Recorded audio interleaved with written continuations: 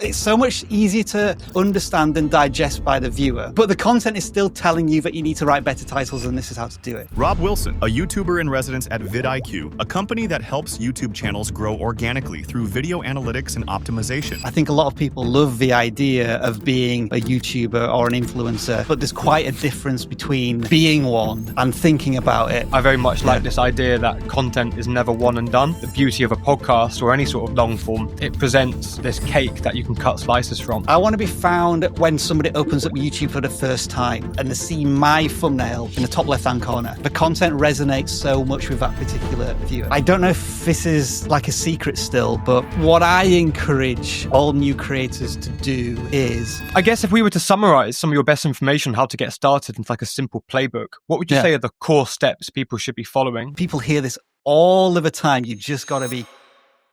Rob, thank you very much for coming on the podcast. I'm correct in saying that you're the director of content at vidIQ. You're pretty much recognized as an expert in the SEO space for YouTube and content strategy. And I think you have deserved that title of the go-to guy in the space. I'd love to know a bit more about your sort of background. I know you were involved in the creative space. I think from my readings, you were a graduate of uni in, is it creative writing in English? Yeah, but I mean, you might consider that a bit of a Mickey Mouse course, if I'm honest. It was basically write 10,000 words creatively. And when you think about dissertations, that's a bit of an easy cop-out, if I'm honest. So yeah, I think I've always had a creative background, but I would say I kind of lost my love for creativity until YouTube came around, which was like 5 or 6 years later. I wanted to be a writer originally. Yeah, I wanted to be like a video games journalist. Back in the day when it was really starting to get popular and people were considering video games something of a legitimate medium. But the way I describe it is as much as how much you knew in terms of skills and talent, I kind of perceived, but it was also who you knew in certain industries. And I, along with many other people who would consider themselves introverts, would struggle to find the contacts, and get a foot in the door, so to speak, at traditional media houses, companies, television studios, radio stations, whatever. So when you think about YouTube and the democratization of the distribution of creativity, that was like my light bulb moment where I could make something by myself, not need to ask anybody's permission. And as long as I had access to the internet, there's potentially an audience at the time like of hundreds of millions, but now we're now talking billions. And so yeah, it does come from a sense of always wanting to be creative. But the YouTube journey itself, I think it took around about 7 or 8 years to go from my first video to actually turning this into a full-time career.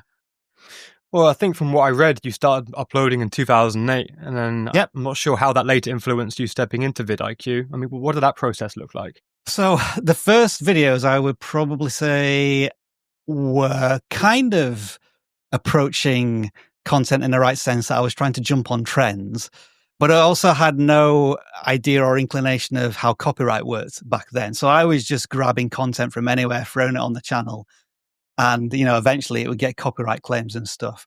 But I think what I was tapping into there was the idea of I may be creative, but I also need to have an understanding of what my audience, whatever that is, might be interested in.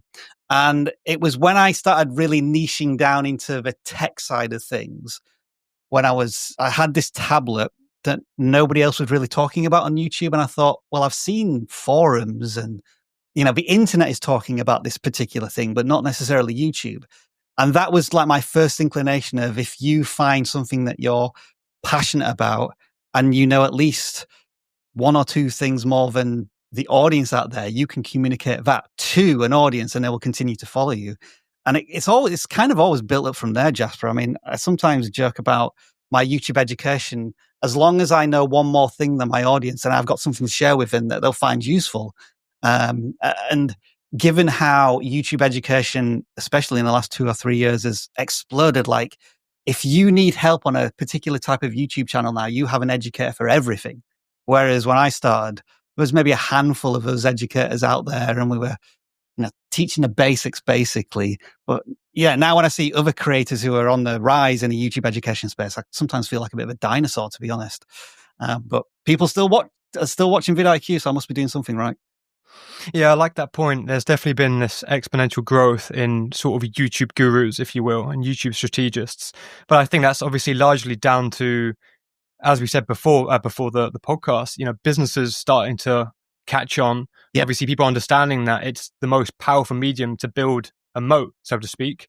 I guess that segues really nicely into sort of getting into, the nitty and gritty of why you should start a YouTube channel in 2025. And obviously, you made a really good point about how that's highly, the outcome and the way you do it is highly contingent upon, I guess, as a case by case basis, if you're a content creator or a small medium business. But I guess in general, what are sort of the value propositions in 2025, like the most compelling reasons for both small medium businesses and individual content creators alike? So let's start with the individual creator and then branch out to businesses, because I feel as if I've gone through both of those journeys. I think still, first and foremost, from an individual creator, you have to find out whether or not you have an actual passion for video creativity. And what I mean by that is, I think a lot of people, especially now, love the idea of being quote unquote a YouTuber or an influencer, and the notoriety and potentially the income that comes from it. But there's quite a difference between being one and thinking about it, because there are so many different hats you need to wear.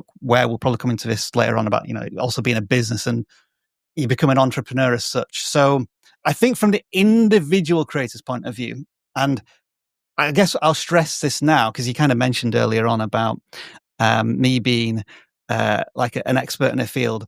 I like to think of myself as a passionate educator who's got knowledge and wisdom to share. But that doesn't necessarily mean that I am the font of all knowledge, because there are so many ways to succeed on YouTube. Something that I may say may not work for the viewer, but something that let's say Jenny Hoyer says, because I think you mentioned that you heard, something that she says may really resonate with the audience. So it's a case of taking on board what all of us are saying, give it a try. If it doesn't work, that's no problem. You've tried something. Failure is a learning experience, especially on YouTube. Try something else. So to go from that segue, what I'm trying to say is that for the first, I'd say 6 months, 25 to 50 videos, you just want to discover whether or not you love doing YouTube. That's from the process of an idea coming into your head, pressing publish, and engaging the audience's response. Because if after that 6 months, you're feeling tired and burnt out and you're still stressing about why you're only getting 100 views per video, it is a possibility that YouTube might not be the thing for you, because it is relentless. When you do start to have that modicum of success, you want more and more and more, and you're just going to keep working harder and harder and harder. And if it's always going to feel like a grind because you're worried about the views or the income and there's no passion behind it, then that could be somewhat of a struggle. But if we now branch into the kind of the business side of things, I think what businesses need to learn first and foremost is their ideal viewer, in the sense of they probably already have an idea of this from the products and services that they sell, but then they've got to try and transfer that into how a viewer may respond to the content on YouTube. So we're talking about things like, are they male or female? What's their disposable income? What are their goals? What are their fears? What are their dreams? What are their aspirations? What are the shared values and messages of these viewers that the talent or the host or the creator on the channel can help really resonate with that audience? And if we take vidIQ as a very quick example, our general consensus is that we're trying to appeal to an audience that's probably been on YouTube for 6 to 12 months. It maybe had a little bit of success, one viral moment for them, but now they're struggling. They can't figure out what to do next. So they're searching for how to get more views or how to get more subscribers. And hopefully they find us. And we're going to take them beyond those very simple questions into why your titles need to be intriguing, why you should make your thumbnail before you even start recording, getting onto those more specific questions. And then that's where the further education comes from. But again, it goes from that broad 30,000 foot landscape of what does this audience want and how can I help them? Yeah, I think that's very much it on the most fundamental of layer. I mean, I feel as if, there's a general consensus that a lot of people start a channel, especially in the business space or even content creator alike, and they have no clue who they're trying to target, what value they're trying to bring. And they try just, I guess, spray as much as possible and just see what works. And I appreciate, as you said, I guess in the incidence of a channel, that might help you find what works and what resonates with your audience. But I think for the most part, again, a lot of people that I do speak to, it clearly is that case where they just don't know who they're trying to target. I guess if we were to summarize some of your best information on how to get started into like a simple playbook, what would you say are the core steps people should be following? I like this idea of doing the individual and then the business after. I guess a sort of checklist, if you will. So I would say for the individual, I think if we just put aside for a moment the idea that you're going to make videos and some of them are going to be experimental, because you're trying to figure out how to use a certain camera, or you want to present in a different way. There's creative techniques that you'll want to practice. But ultimately, you're going to be wanting to appeal to a viewer over and over again. And there is this dreaded word that is used by, you say gurus. I hate that word, so I like to say, educators or whatever. But it's consistency. And people hear this all of the time. You just got to be consistent. And it is effectively true, but we have to understand what that consistency means. And so I think from the 101 perspective, it's just being consistent with your audience in the sense that if I'm going to make a video about, let's say, this sport or this particular person in sport or this sports franchise, et cetera, the next video is not going to be about traveling, or it's going to be about a blog about me and my self-development. And using very broad examples here, but when you think about how a viewer interacts with YouTube, they will watch a video from a channel, and if it's the first time they've encountered that channel, they may enjoy the content, which is cool. Now, whether or not this person subscribes to the channel, in my opinion, is irrelevant. What's most important is that the next time this viewer is on YouTube, on the homepage or suggested, they will likely see another one of these videos from this creator. And that is the key point at where you go from a one-off video being watched to like a consistent pattern of content being watched from on the same channel. And then that builds up more relationships with the viewers. We talk about this in terms of return viewers. So I just think in terms of the 101, never worry about getting new subscribers. If there's one goal from a video, it's to get them to watch another one of your videos next, or when they next return to YouTube. Now, if I was going to talk about it from a business perspective, I think we've already covered the aspect of the audience, building an audience avatar. I think what we didn't necessarily cover was how you talk to your audience, because people don't go onto YouTube to be sold products and services. They go onto YouTube to be entertained, to be informed, to be inspired. And so the business has to think along those sorts of approaches and attitudes to their audience before or as the primary importance. And then, the actual selling or turning into a lead, that kind of comes as an underpinning of why you brought the viewer into the content in the first place. So I guess, Jasper, without going into too much detail yet, it is the case of like finding consistency as an individual creator. And then for the business, making sure that you're talking to the viewer like a viewer and not necessarily a customer. At the point, at the point of what I said, at the point of use, we think of YouTube as a free to use at the point of use. And so I'm not going to go on here and expect to be sold something. What I would actually do is, if I'm interested in a product, I'll find a influencer or somebody I trust to tell me about this product. And that's the approach we've taken to vidIQ, whereby we're very light on selling. We're more about the culture of YouTube and the strategies and the motivation and inspiration behind it. And then, vidIQ can come in as the person to help you on that journey. I think you touched something really nice there about, I guess, light selling and then the whole importance of topical mastery. And I think as you said there with vidIQ, I mean, I watch a lot of your content, and as you said, I can attest to you never really shelling anything. You To never our really fault push. sometimes. I think we don't sell enough, but like we've grown a huge channel out of it. So there must be logic to the way we approach it. Well, I think it's a case of becoming, as you said, it's making, in the beginning, it's quality and quantity, right? And if you're making all these videos that are solving these pain points, and you do develop topical mastery and become that guy once more, people start coming to you. Again, I think YouTube is a powerful medium for inbound leads, because again, you're showcasing all of this expertise, and the people who are qualified and want to take the next step will take the next step naturally. I mean, that's why I'm a massive proponent of podcasts, and that's why I'm in the space that I'm in. As someone tuning into 5 episodes of a podcast on lead generation, they're going to take the next step. They're qualified just by listening somewhat. So I think that's a really nice point, especially for businesses not really pushing or hard selling at all. It's more so just providing value.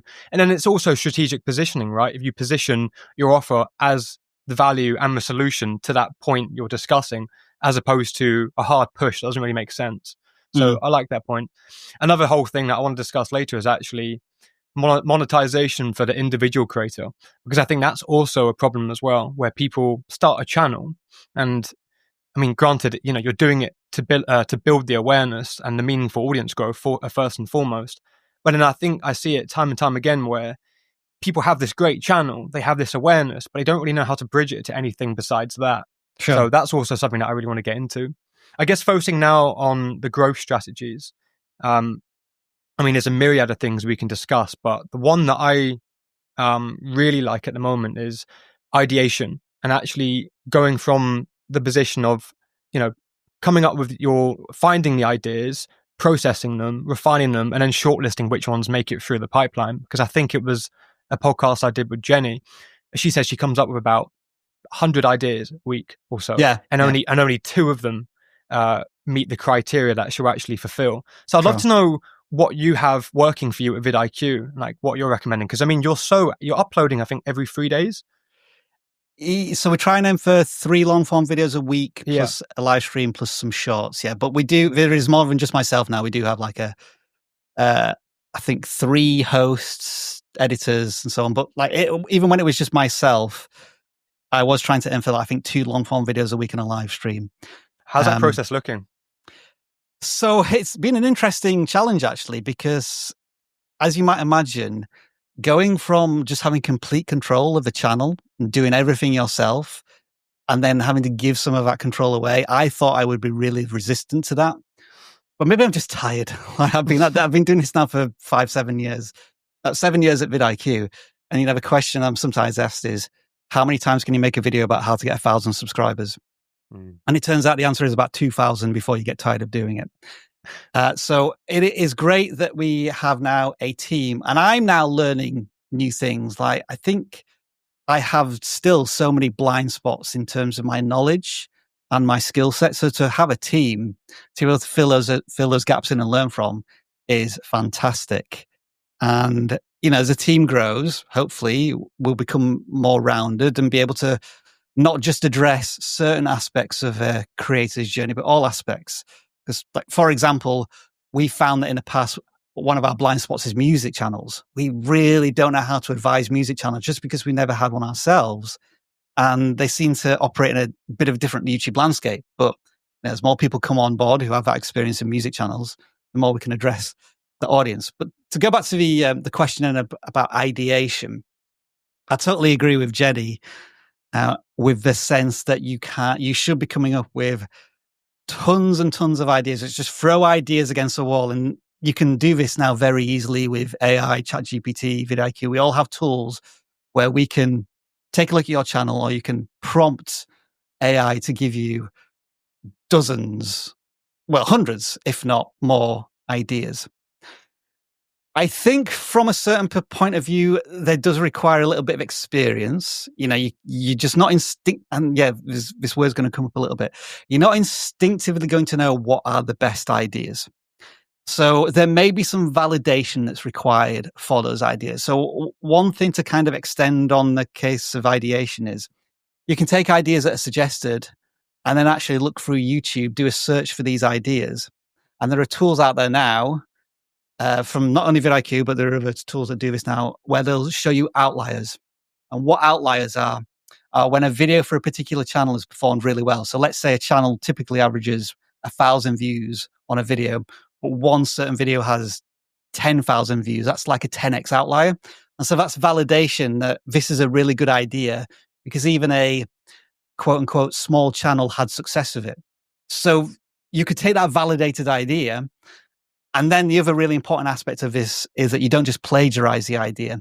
You have to turn it into something of your own creation, whether it's your own unique angle, or you have just more skills to tell a better story for that idea, or there's new information, or you completely disagree with the original context of a video.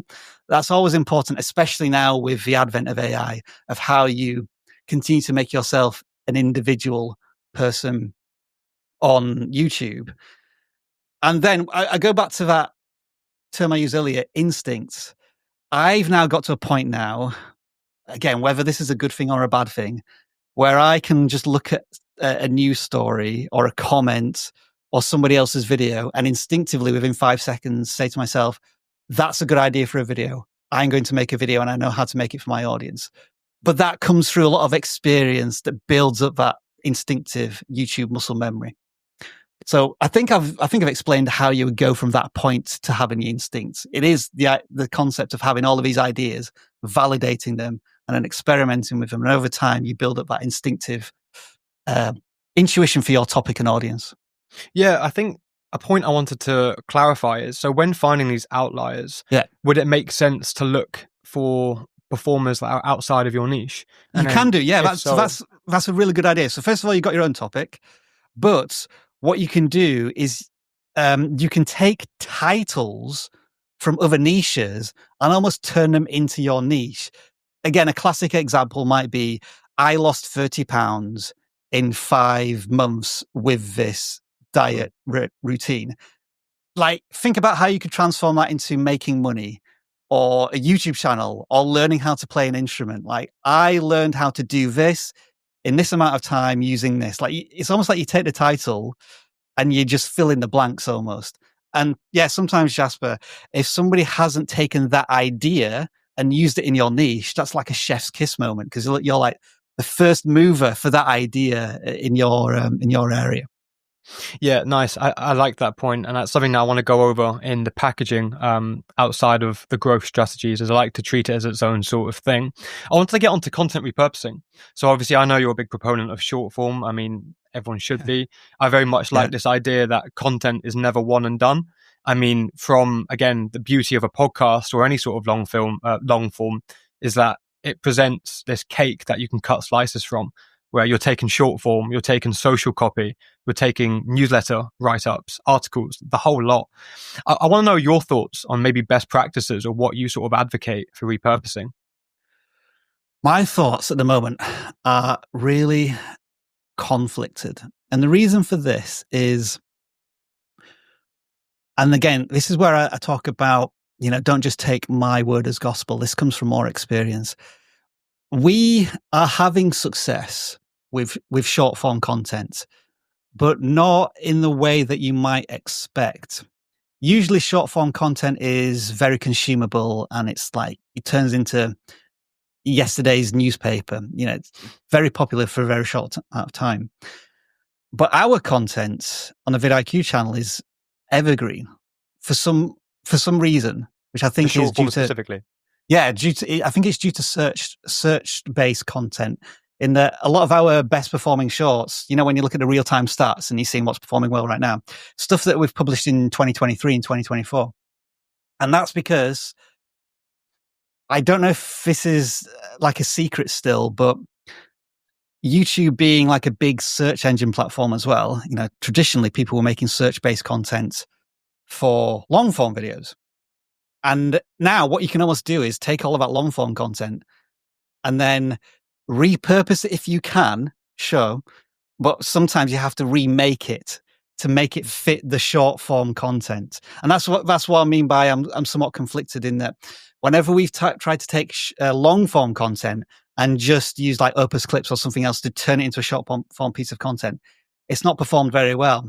So what we've had to do is almost take that idea from the long form content and then retell a story with those, shorts, TikTok motifs, which is like a really short hook using buts and that storytelling method. That seems to have worked really well for us. Just to interject there, is that... Yeah, go ahead. When you were saying about it not really performing for you, do you think that's largely down to the way in which the short was made? So maybe using something like Opus, maybe not structuring it as strategically as you could. I'm really curious to know. This is interesting to hear that you're somewhat conflicted on the whole idea of repurposing. It could be a lack of skill set from myself as an editor, whereby I don't know how to turn this 4-minute long form piece of content and take out all the critical bits to make it a 40-second short. Or maybe just the way I was communicating it in a long form video was over explainy. I was being too metaphorical. I was trying to explain too many concepts, which means that, as I say, I've sometimes taken entire paragraphs from a long form piece of content and said to myself, or asked AI, I need you to rewrite this into 20 words so that it's more digestible. But you are right. And I think some formats of content lead naturally into shorts. Like I think podcasts and interviews, whereby I think this is probably ideal. Well, maybe I don't know if it is ideal because I tend to waffle and ramble. Like it's interesting to know because I know I'm like giving you like 3-minute answers for everything. Like, are you able to take a 3-minute answer and take like a 20-second clip? Maybe that's something you're going to prove to me. So can we get 10 million views on whatever short you decide to? That's a really good point. I guess I think it's very much contingent on the actual type of content you make. As you said there, if it's something that has an abundance of value and it is, let's say, an interview perhaps, I think it might be a bit easier to make the short form and obviously repurpose those golden nuggets. But as you say, there's good golden nuggets and little packages of moments everywhere in that. But if it's a long form piece of content that it's like you're trying to take a 12-minute, 6-minute or whatever and trying to get all of that into a condensed slice of something, it can be really hard. I guess but then when we've repackaged it, it's done really well. It's worked. It's worked when not repurposed, when we've refilmed it. Yeah. Well, I guess moving on nicely to analytics and data, I feel like this is one that you could probably teach me a bit more about. I mean, we're constantly reading information and trying to make more informed decisions on how we can improve things like, let's say, content strategy or how we could try and enhance retention rates. But I mean, again, I might be wrong in saying this, but I feel as if maybe analytics are more neglected than they should be. Just from conversations I've had with content creators, they're not checking their Wrapped, they're not checking their retention rates or seeing why does people dropping off at the 40-second mark. And I feel like that could be a major needle mover in terms of actually, well, I guess for starters, getting more views, but also getting your content out to the people you're really trying to target. I guess I'd love to know what people should be focusing on and what your sort of stance is with checking analytics and making informed decisions. I have been traditionally an analytical nerd, and I do still have this document whereby I try to extract more valuable information from YouTube Studio.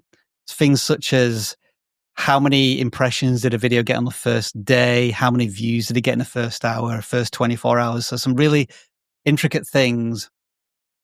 But actually, I would say in the last couple of months, I've been trying to wean myself off the numbers. And again, maybe this is just fatigue of looking at the numbers every single day. But yes, there is value to be had in the analytics, but you have to be careful about which ones you pay attention to. For example, if we talk about click-through rate is such a fluid metric that it's kind of impossible to track. And like sometimes when click-through rate goes down, that's actually a good thing because it's being shared amongst a wider audience. And so obviously there's going to be a fluctuation in click-through rates. I think, when you talk about average view duration, looking at the hockey stick curve and in particular trying to address those first 30 seconds, that is pretty critical. We go back to a 101 of YouTube. I think the 4 pillars of any video are the idea, the thumbnail, the title, and the first 30 seconds. I would recommend spending 75 to 80% of your time and effort on those aspects of a video to begin with, because that's where, 100 people see your thumbnail and title, 5% actually watch the video, and then you lose another 30 or 40% in the first 30 seconds. So I think that's why you should really focus on those first points. And obviously I mentioned return viewers as well. I think that's a really important metric for turning viewers into loyal fans, whether or not they become subscribers. But beyond that, I think you're looking at the marginal gains. You're looking at, how can I improve my content 1% here, 1% there? And those are the things that you want. I think once you start building a team and you're an expert on YouTube, you want to start focusing on. Any other strategies we could maybe go over? My general strategies for, again, newer creators are... And packaging is something we're going to discuss outside of this. Well, I was just going to cover packaging. No, a whole section. So I'll hold on the packaging. All right. So what about call to actions? Do we have anything on that later? Perfect. Right. So call to actions, again, the classic trope of asking your audience to subscribe or do anything in the first 30 seconds to a minute, I believe is a waste of time, because you've not provided any value to them yet. So even though most people are watching in the beginning of a video, you haven't really got them engaged. So once you provided some value, either like through a story or through education, 2 or 3 minutes into a video, you can then have a call to action. Whether it's to subscribe, I always say it's more important to take some sort of action in terms of signing up to a mailing list or watching a video that you've made elsewhere that might be more relevant. Those types of things. Same for end screens as well. Be intentional. Give them one action. Don't ask them to subscribe and watch 3 videos. Just get them to watch one video, which is closely related to the video that you're currently making. And I would also encourage, again, just generally speaking, in an age of AI, where there's going to be more and more manufactured content and viewers trying to determine whether or not this video is made entirely AI, try and bring in an authenticity. So like the individual. So that's getting in front of camera. If you're doing a voiceover, using your own voice, anything that tells the audience that I don't think I can get this information or this type of value anywhere else. I think going forward, that's probably something to certainly invest time in. Your point on call to actions in the intro is really important. Have you heard of Rob Walling? I haven't, no. SaaS enthusiast, owns MicroConf. He has a great YouTube channel, and I love his call to actions in the very beginning. He follows that very clear, like proof, promise, and path, where he explains what's to come. And I think at the 30-second mark, he basically just signals that if you stick around till the end, there's like, the last point is going to be that point that brings all the difference or whatever. Yeah. But it works on me, and I understand why he's doing it. But I trust him so much that when he says that, and he's not forcefully shelling anything down me in that initial, 10 to 40 seconds, I naturally lean more towards it. So I feel like that's a really good point that small, medium businesses could be incorporating, definitely. You're right about that classic YouTube trope of, but first we'll talk about this, or you'll find out that later. Stick around to the end. I mean, I wouldn't say they're overused yet, but they're getting to that point. But yeah, you are right in that instead of a call to action, it's kind of teasing something coming later, which then can be followed by the call to action. Let's get into packaging. I think this is an element that I've got a lot to clarify. As I said to you before the call, obviously we work with people like Mike Thurston, some bigger content creators, the First Things First podcast. And I mean, we're experimenting with different title conventions, obviously different graphic placements and so forth. And I guess, but before we get into those sort of micro specifics, I want to go over, I guess, how important it is and why. To be honest, I think, it very much makes or break your video, and I guess it's ceiling. As I still don't think. Everyone knows the importance, but I still feel as if, especially in the small medium business space, I feel like it's very neglected. and there's no sort of emphasis on going outside of, I don't know, episode 10 Rob. I still see it an awful lot, especially on LinkedIn, and and they wonder why. It's just their videos are getting nowhere. So I guess to touch upon like a top down point of view on packaging, like why do you think it's so essential? It goes back to that something that was mentioned, I think, pretty much at the beginning of the interview, about understanding the viewer and their goals and their motivations. So, this could be episode 10, Jasper interviews Rob about YouTube growth. Okay, that's very what I would call a file name type of YouTube packaging. But what if it was something along the lines of, this one tip will put you ahead of 99% of YouTube creators?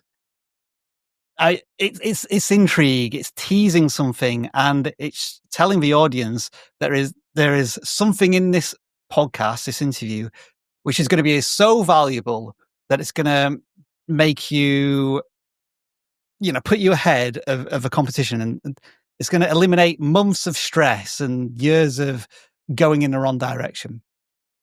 So when we talk about packaging, in terms of like 2020, I'd say like 2020 and beyond, I've certainly moved past the idea of it just being SEO rich. I don't want to be found I don't want to be found by a search anymore. I want to be found when somebody opens up YouTube for the first time. Like they just open up the app, or they open up YouTube on their desktop and they see my thumbnail in the top left-hand corner, because the content resonates so much with that particular viewer.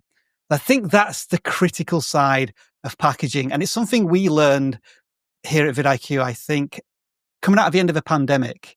We had a surge in traffic because everybody was in lockdown and searching how to grow YouTube channels. But then we had this 18-month of decline afterwards through our search-based traffic. So I said to myself, we need to try and make ourselves more browse-worthy. And we did that by, instead of titling videos along the lines of how to write a YouTube title for your videos, which, yes, it's kind of searchable and it is telling you what you need to do, we retitled it to something along the lines of how to double your views in 5 minutes. It's so much easier to understand and digest by the viewer, but the content is still telling you that you need to write better titles and this is how to do it. So it's just trying to figure out what's going to be most compelling to that potential viewer in the 2 seconds you have of their attention. And if you try and be specific or clever or overcomplicated in that packaging, then they're just going to swipe on and move away. Yeah, that segues really nicely to obviously the two core elements, at least I think, obviously titles and your actual thumbnail. But before we get into that, I guess this is more of a, maybe people watching this might share a similar question or concern, but I'm seeing, it very much depends on the niche, but I'm very much seeing it in the business space. There's this shift from, like hyper-produced thumbnails with perfect titles to people like Charlie Morgan, if you've ever come across him, where it's thumbnails of them on a Loom recording with Paint open, with the least search-friendly title, and they're getting the views, which is crazy to think. It's why do you think that is? I mean, is it simply just sheerly, down to authenticity and relatability? I mean, what is it? Yeah, you beat me to the authenticity concept, whereby I think there has been a bit of a pushback from this overproduced, perfectly polished content, because does it devalue that authenticity, and do viewers maybe feel as if they're being sold to in the packaging if it's clean? Another argument could be that creators sometimes get a little, I don't want to say lazy, but they have built up such an audience that it comes to a point where they don't need to focus on like a highly produced thumbnail and title. What's more important to them is that at a glance, a glance test, they can recognize that packaging is from that creator. And, that's why we talk about branding.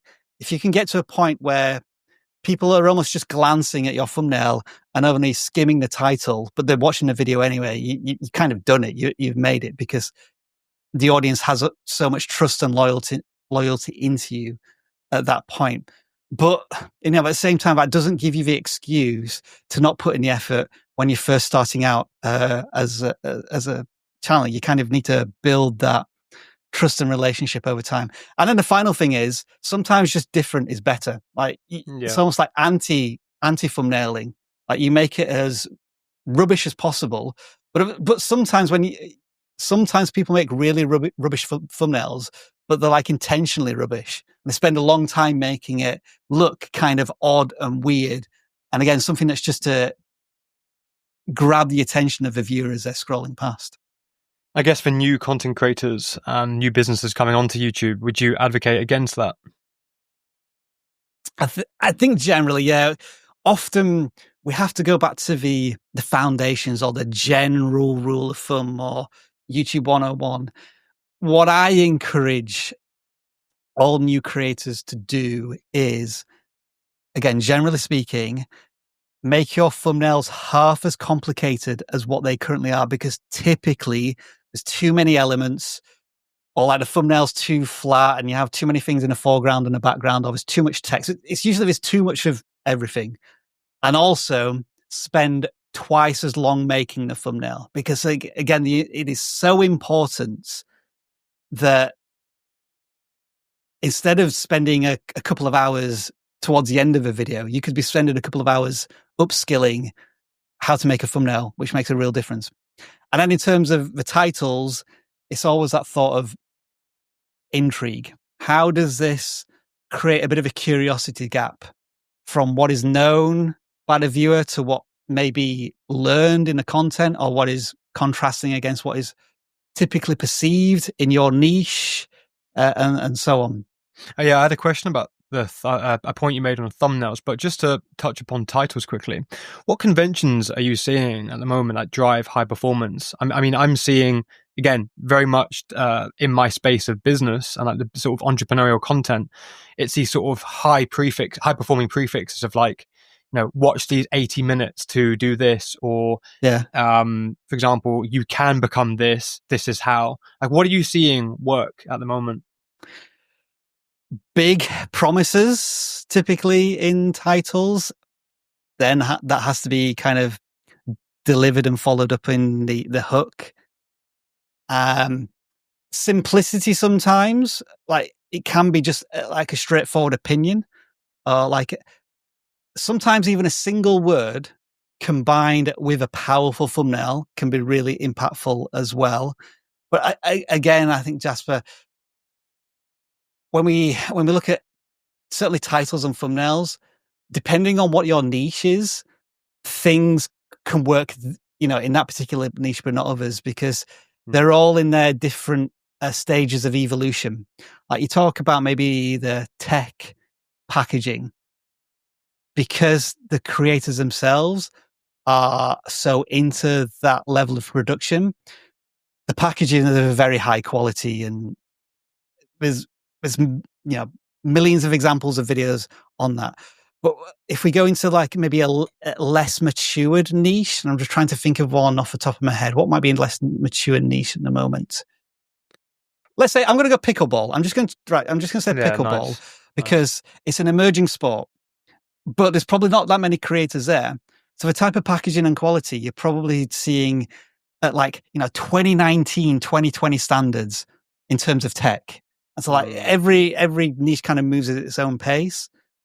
And so again, if you can get skilled in an area where, if you're watching all of your competition and you're thinking their thumbnails are rubbish, that might be something that you can really focus on as your unique skill to put you ahead of the rest of the channels in your niche. I guess just to summarize packaging, what would sort of be your checklist for titles and thumbnails? Like, what's your sort of hallmark of ideas here? So first of all, you have to include the idea in the packaging, because a good idea can rescue a bad video, but a good video won't rescue a bad idea. If it's boring, not intriguing, it's just not outlandish enough, I guess, in terms of Mr. Beast, then it's just not going to have any interest. But then in terms of the thumbnail, it has to, I see the thumbnail as the scroll stopper and the title as the commit to actually watching the video. So the thumbnail has to grab the attention in some way, and then the title has to create intrigue from that thumbnail. And then we talk about the hook. I think the first 10 to 15 seconds of the hook has to reinforce, proceed on, confirm that the viewer's in the right place based on what they were promised in the title and the thumbnail. Yeah, I think that's nicely summarized. I had a point I wanted to go over, but I don't know if it's a bit. I think you've summarized that. I want to seek into AI, and obviously the emergence of AI, and I mean, God, the plethora of options people can now utilize, all the way from ideation to repurposing. I guess start off light. What are you seeing at the moment that people are using? I mean, besides your stuff of ChatGPT being universal for everything, what are some more, not necessarily lesser known tools, but maybe more specific tools? Obviously, I know vidIQ is a great one we can discuss here, but what are some other things people could be using along their YouTube process? I think in terms of what's going to make a big impact on YouTube, certainly in the next, say, 12, 24 months, the creation of B-roll. So you think about Sora and certainly Google VO, because like YouTube is really encouraging creators to embrace AI. So creators don't want to be afraid that they're creating content that the platform is against. But I guess we will get onto the conversation of how to stay unique within the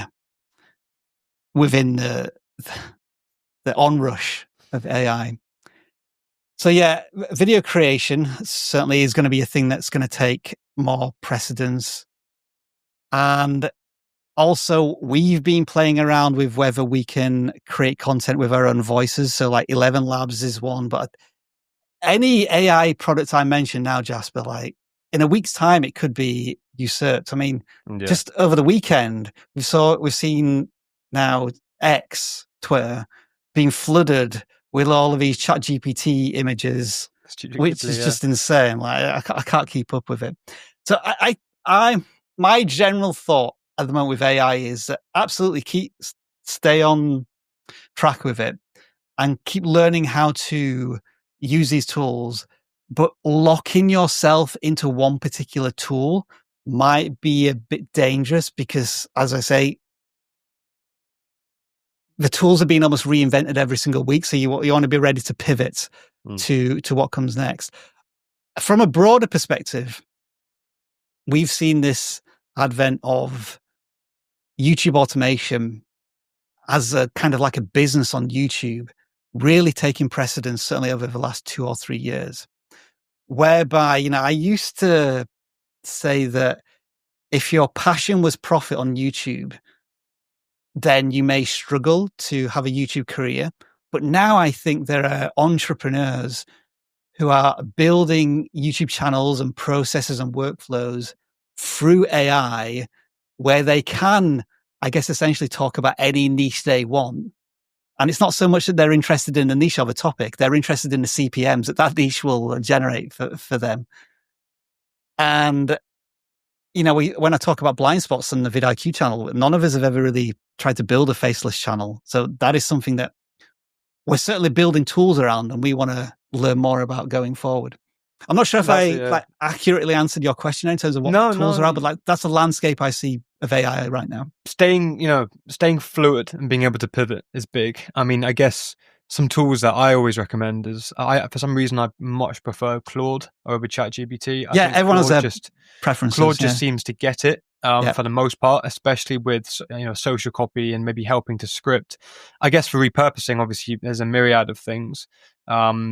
Maybe promotion tools as well. But I guess, how could vidIQ be used in the process? I mean, I'd like to, I use it, and I guess I do want to reiterate its importance in my flow, especially with, all the way from just being able to view other people's, past thumbnails people have uploaded or changing the titles. I mean, that's powerful because you can get a sense of, right, that didn't work for them. I actually do that for most of my videos. They pivoted to this. Okay, I'll try that scheme. So that's a nice, nice add-on from vidIQ. But I guess what are the ways in which vidIQ can be utilized beyond just the free value you're giving on YouTube and X? I see vidIQ in two ways, and that is when you're active on YouTube, like on the actual YouTube page, we have like a Chrome extension, which, as you say, kind of lifts the bonnet up under of every video there is. So like you can see what past thumbnails they've made. A really cool one is where you see like a home page and you have this number next to a lot of them, which is like X5 or X100. That's the outlier tool. So that shows you immediately when a video is performing well. And then on top of that, there's a remix tool. You know, we were talking earlier about how you can take an idea from one topic and transport it onto your own topic. That tool basically does it. You press remix and it takes the title of a video and gives you title ideas for your niche. But that's when I would say when you're engaged on YouTube, like you may be watching videos as well. The other side of vidIQ is where we have a web app, which gets into a lot more detail. So where you are thinking about brand new video ideation, and it can give you like hundreds of video ideas very quickly. Or if you're wanting to optimize content that's already gone out, it can like grade your thumbnails and titles and then assess what's good about the thumbnail and title and what's bad about it. And what's the other thing? Like thumbnail generation. Like we do have a thumbnail generator tool. I think we're going to go back and retweak it considering what we've seen recently. But, you know, we're building, there's like a mix of like traditional legacy tools that we had that are still valuable in some cases, keyword research tools, but then also the new stuff that we're trying to lean into. But what I would always caveat vidIQ and any other AI tool with is it's a tool, and it's really important to know that it is a tool. You can't just click a button and expect it to create your next viral moment. It still requires the human intuition, the human input, the human ingenuity to turn it into something slightly new or slightly fresh or something that the viewer is going to authentically engage with. So always be aware of that, no matter what tools you use, because, you know, again, we're talking about the image generation that ChatGPT is producing on X right now. In 3 or 4 days' time, everybody's going to be bored of that and they'll be moving on to the next thing. And if you just rely on AI to keep doing that, they're going to be bored of your work very soon. I think that really segues nicely to, I guess, another point I want to cover, which being the future of YouTube. I mean, as you said before, with AI very much being in its gold rush moment, yeah. I mean, the landscape's changing by the week. And I'm really curious to know, obviously we're seeing, you know, the emergence of automation. That's something that I want to cover right after this point. But where are things going? I mean, obviously content creation, I think on its fundamental purpose will remain the same, obviously to educate, inspire, enlighten, and whatever it might be. But the actual process of creating content, because I could empathize with new creators, especially getting started now, or even small medium businesses for that matter, where the landscape seems, I guess, very matured and saturated. One, I don't think it is saturated, that is. Two, it seems highly competitive because all these new AI tools are being leveraged for X, Y, Z. And obviously, you know, the sheer amount of competition. So I don't know, I guess what I'm getting at is, what are some sort of things that you think are going to be rolling out on YouTube very soon? How do you think the landscape's going to change for that new creator, maybe for a year from now? Yeah, that's such a question with so many ways to approach it. Maybe to dovetail, but just back onto the conversation of AI, like it's here, it's unstoppable, it's only going to get better. And the last thing any existing creator on a platform should do is resist it. So maybe you hate most of what AI can do, but there might be one thing that just really improves your workflow. Adopt it, try it out, see what can work for you. Because those who just completely ignore it, I think, unfortunately, are going to get replaced. So we're going to see existing creators who flourish, but others who kind of just vanish into the YouTube ether. When we talk about, I think, individual creators, I think there's going to be a shift into what you might call a more traditional style of creator employment. I think for the last decade and earlier, there's been this idea of a creator can make a channel, turn it into a business all by themselves. But I think what's going to emerge more is specialized creative talents, whereby somebody who wants to be a YouTuber maybe doesn't actually have their own channel, but they're a writer on a much larger channel, or they're an editor. Like, we're already seeing this with sites like YT Jobs, whereby people are on there as producers, editors, whatever. And I think that side of the creator economy is only going to grow. We can't ignore shorts, and given TikTok's current challenges across the globe, YouTube seems to be moving into that space more and more. And there is a big push as well, I think, on monetizing the audience. And what I mean by that is, again, I think traditionally, the way you make money on YouTube passively is AdSense. But I think all of us who've been around the circuit a few times know that AdSense is just a cherry on top. The way you make most of your money is through monetizing your audience, selling products and services to them, selling merch, tangible assets, whatever. And I still think that YouTube doesn't do an incredibly good job of this. Like, usually you have a link that takes you off platform. Can you imagine if you were able to buy a product or a service directly from the YouTube platform? And though the challenge there is that YouTube will want a cut of that, and then that creates its own problems. But I think YouTube are very conscious of the fact that they have all of these eyes on their videos, and they know that people will click on links and take action.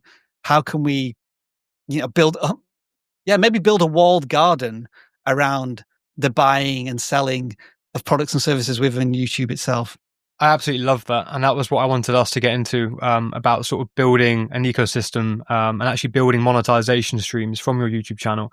I really like that point. I've been toying with that idea as well, whether YouTube will, I guess, look to adopt a similar approach to TikTok Shop, where you can sell on the platform, whether that be through your long form or your shorts, and they take a cut. Because wow, that would, I think that would be the sort of like definitive point for a lot of businesses getting onto YouTube, realizing that they can sell directly just with maybe some product tabs or whatever in the video that are clickable.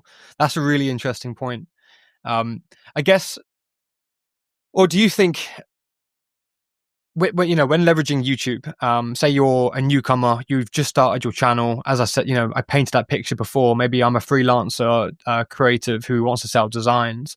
How can YouTube be used as best as possible for that sort of top of funnel awareness? And maybe what are some of the best strategies to actually, I guess, convert those more qualified eyeballs to the next steps?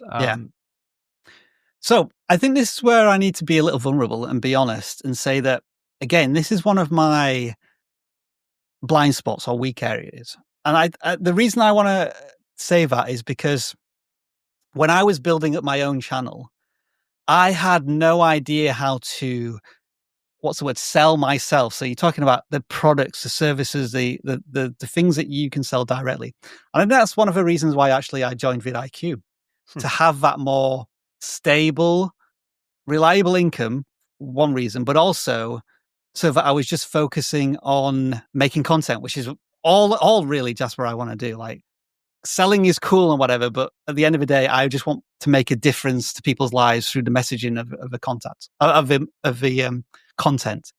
So there's my admission of kind of it's been a weak area, but through experience, I think, again, the importance here is that viewers aren't necessarily coming onto YouTube to be sold something, unless they're being very intentional, unless they're doing it through search. So creators need to focus on how much free value they can offer to their viewers in whatever context it is. And the way I got recognized by vidIQ was I made like a quick tutorial about how to use one of their tools, and they noticed me and got in touch with me, and then we started having a relationship together. And that was all because I wanted to give something to the YouTube education community for free, and I wasn't expecting to profit out of it. But like, it turned into this amazing journey that I've been on ever since.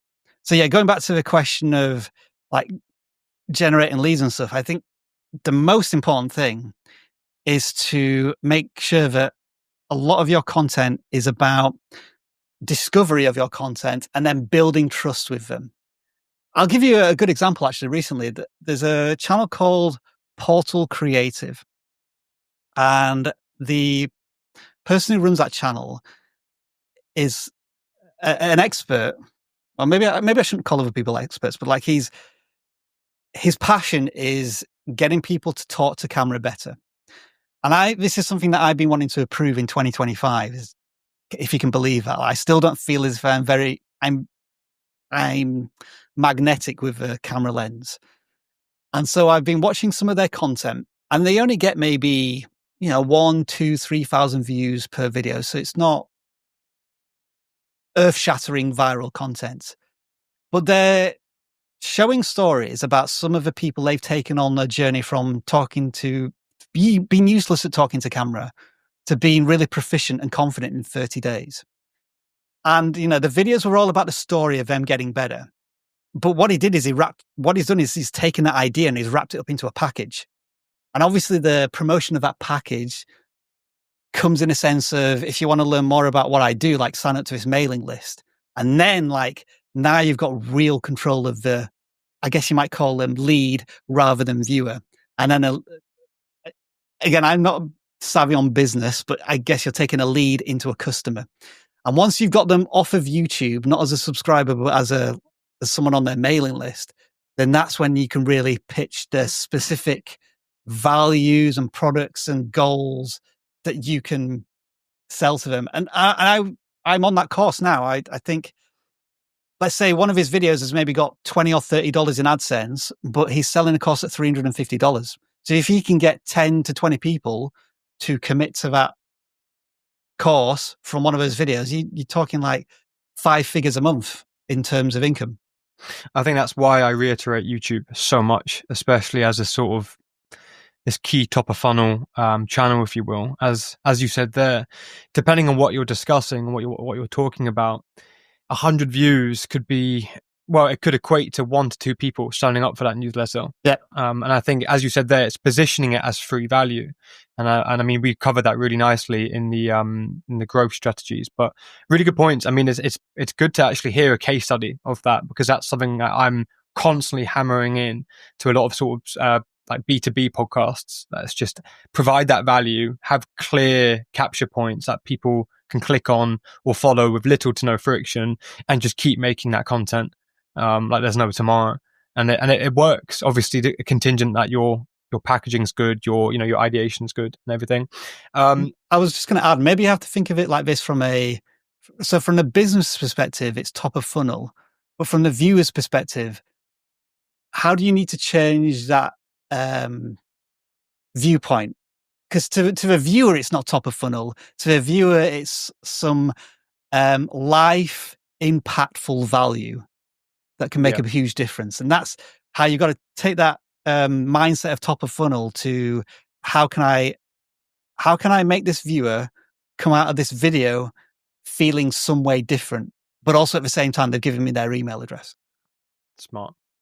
I mean, lastly, I want to talk about automation, YouTube automation and faceless channels. I've got a lot of friends in this space that are seeing some pretty remarkable numbers at the end of the month. Yeah. And interestingly enough, it's not mostly down to AdSense, it's sponsorships, which is quite interesting. I want to go over your sort of thought process and the consensus in your community about where that's all going. And I mean, is it simply just a quick fad people can jump on if, smart with what they're making, or is it something that's actually quite sustainable? I think maybe if you'd asked me this question 6 months to a year ago, I would have been anti-automation. Just the idea of somebody like not pressing record or like standing in front of camera or like not being creative, but somehow creating successful channels, that would have really annoyed me. But I think you do have to have that mindset of, hey, there are audiences and niches for everyone and everything on YouTube.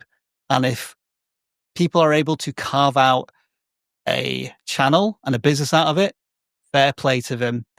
Don't complain. Observe, learn, adapt, a type of mindset. Again, I haven't tried to run or make a faceless channel myself just because I'm so busy with vidIQ stuff. So it is a little bit of a weakness. What I will say, because we've interviewed Noah Morris, who's one of the big YouTube automation creators. It is still a lot of hard work to make a good automation channel. He's built up incredible processes over several years. That means he can hire the right talent to create this content. I think, there is a gold rush at the moment, so I think it will get saturated. And there's always usually some kind of, I'm trying to think of the right phrase here. Like there's probably a tension, an automation tension on a coil, and it's going to spring back at some point, and and the viewers are just going to say, I'm done with all this automation stuff. Can I just get some real stories from real human beings? And that's where you see stuff like Sam Sulik is kind of like the anti-automation creator, which is brilliant. And we need to see more creators doing that. So my attitude is always, if you start researching and experimenting with automation channels and you love it, you love creating content in this way, and it's sustainable for you, then embrace it, leap into it. Again, me personally, at the moment, I would say I love standing in front of a camera and trying to make a one-to-one connection with a viewer. But that's just the way I operate. And I don't want to persuade anyone not to venture into automation if that's where they're intrigued to go. Yeah, I think you made a good point there. It's very much dependent on the niche that you're actually making content on, because I think I find it anyway, and a lot of my friends, if I come across something and it's marketed in a way where I'm going to be listening from someone, and then it's it's blatantly an 11 Labs voiceover with some AI created avatar, I'm clicking off straight away. I consider that stuff to be awfully trite.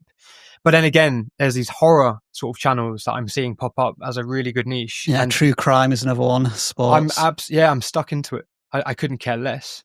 I think you've made a really good distinction there. I mean, can you imagine if you're getting health advice from an automation channel or an AI channel, where how can you trust the validity of the information? That there are some niches that you need credibility and trust a lot more than just being entertained and getting interesting stories. And I think there's a good definition or distinction that you brought up there. Yeah, to be honest, my favorite content is just 2012 Jesse Wellens, prank versus prank, boyfriend versus girlfriend. Like, that's my content. And it's really difficult to find content creators like that. I think Sam Sulek was really refreshing. And obviously the whole movement with podcasting, that long form that you have to sit and watch, that have, little to no pattern disruptions, no big, dopamine hitting graphic or transition. I'm all for that. And I think that's very much coming back. I want to touch upon podcasts to finish this conversation, because I think podcasting are surfacing YouTube as, I'd argue probably one of the main content pillars, if you will, on the platform. I think it's the number one discovery hub for podcasts now. They have been bragging about that recently, haven't they? Yeah. Well, that's it. And I think that's probably signals a trend of where content's going. I'd like to think so. I'd like to hope so anyway, where there's this emphasis on, if you have this expertise and you semi know what you're doing with packaging, and you're able to, and you do have a good microphone and a semi decent camera, if you provide good value, hopefully, and I like to think with where podcasts are going on YouTube, it's going to be shown to people. Yeah. And I really hope, I would like to know what your thoughts are on that, because I mean, I really hope that's where content's going when we were talking about the future of YouTube, where it isn't really, it's like the whole thing with the YouTube ban of, what's it called? Clickbait. I saw that on X, on the vidIQ's X. YouTube supposedly shutting down on clickbait. And if that is true, and the emergence of podcasts and, long form is ringing true, I mean, I would like to hope there is more hope for, lesser known creators or businesses that are looking to obviously share that information, but maybe don't have a clue when it comes to the micro specifics of how to title your video, Podcasts for me, and I've been listening to podcasts now for probably 10, 15 years. I think one thing that maybe you were listening some of the traits of a good podcast. I think podcast charisma. What does that even mean when I say that word? It's like you have a natural gift for either talking to the microphone instead of a camera, or you have amazing chemistry with two co-hosts. And I think the podcasts I listen to the most aren't necessarily the ones that have the best guests on, but where the whoever's hosting it are people I just feel as if they're friends talking to me and having a conversation about the topic they love most.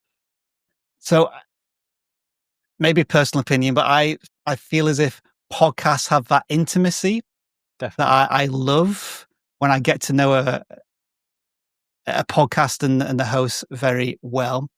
But as you say, in terms of what YouTube's doing with podcasts, they've somehow, I still don't know how they've done this. They've somehow turned the YouTube platform into a podcast mecca, and they're doing very well with it. And that means that the platform is going to continue developing tools and features and discoverability opportunities for people who want to make podcasts. And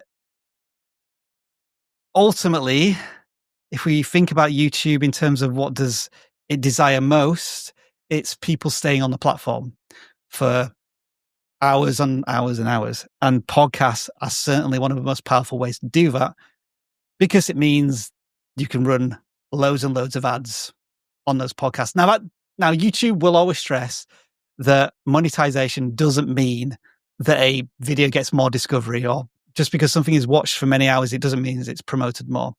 But it can't not help either. So yeah, I think podcasts, and another thing about this is I'm not going to say production values are less, but when you're trying to create a long form video, either telling a story or doing something educational, or being really concise and considerate about it, it can take many, many hours. Whereas the conversation I'm having with you right now, I don't know how much time you've done preparing this, Jasper, but like for me, it's like I looked at your questions 10 minutes beforehand. Like I already have this innate knowledge in my head, so I can I love talking YouTube shop, so we can have this conversation. There could be a version of this audio wise where it takes maybe a couple of hours to create. Like maybe the video version takes a few more hours to create. But imagine if you were trying to turn a 1 hour podcast into like a really technical, highly produced long form piece of content. You might be at it for weeks. So I guess it's a return on investment. The amount of content you get out of a podcast, including all of the stuff that you can repurpose, versus making a long form piece of content, such as if Mr. Beast made a 1 hour video, it's night and day. You're going to get far more out of it in terms of value. Really good point. Really good point. Well, I guess to end, what's next for you and vidIQ? I mean, I know you very much spearhead the content strategy with vidIQ, but I mean, is there scope for more personal things? Like what's sort of on the horizon for you? So I decided that 2025 is going to be the year where I do less and learn more. And what I mean by that is, in last year, I made 200 pieces of content, which is just insane. Like, I think I made about 80 long form videos, 80 shorts, and did 40 live streams. And I realized that I was burning myself out. I call this like a cumulative fatigue. And I got to a point whereby at the end of the year, I can't do this for another year, because if I do this for another year, I may start resenting, I can't believe I'm saying that, but resenting being a content creator. And I never want to be in that position. So this year, I've mentioned them already, actually. I'm trying to do more courses. So like this talking to camera course I'm doing. This podcast is another example of me not just making content on the YouTube channel, but branching out and having conversations with other people in the industry, and also representing vidIQ externally. So I'm talking at an event on Friday, which I'm actually just preparing for. And I'm actually quite nervous because I haven't done any public speaking since before COVID. So that's like another pushing myself out of my comfort zone. So those are the things that I'm trying to do. I think long term, I'm ready to retire at some point in the next 5 to 10 years. Because like YouTube has been very, very good to me, but it is also very tiring. And I feel as if at some point my creative passion is just going to run out. Or maybe I just need to do something else, like not talk about education, not talk about how to get 1,000 subscribers for a couple of years. Maybe talk about Android tablets or something. But vidIQ keeps me busy enough at the moment to focus on. Yeah, something's just popped into my head there. I think the reason I do vidIQ is because vidIQ itself transformed my passion into a sustainable career. And the thought of being able to do that for other creators who are maybe stuck in jobs that they didn't want to do, or they were miserable, and they're seeing YouTube as this opportunity to do whatever they want and get paid for it. That is what I love being able to enable other creators to do. And as long as I still have that as my North Star, then I will continue to create. So yeah, I think at the start of that question, Jasper, I was going to retire in 2 years, but now I've just inspired myself to keep going for another 10 years. I mean, as you said there, it's using YouTube as the medium to really kick off your personal brand, grow a business, whatever it might be. I mean, even me, I'm very much behind the scenes for a lot of creators, quite a few businesses in niches varying from real estate to private equity. And my business partner and I, we're starting this podcast with the intention of giving ourselves a bit of, well, first of all, getting time on the camera, as I don't get enough of that.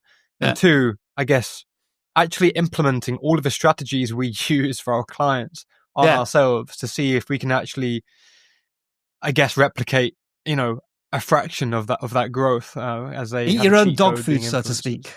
Yeah, pretty much. I mean, I guess the consensus is that yes, you should be doing YouTube in 2025. Yeah, Rob, thank you so much. Something more than that. Thank you so much for your time. I guess it's the old question you're expecting. Where can everyone find you? And my weird answer to this is, when I joined vidIQ, I was melted down into my constituent parts and reassembled as just a vidIQ robot. So if you search for vidIQ, you'll find me there. Thanks, Rob. Pleasure.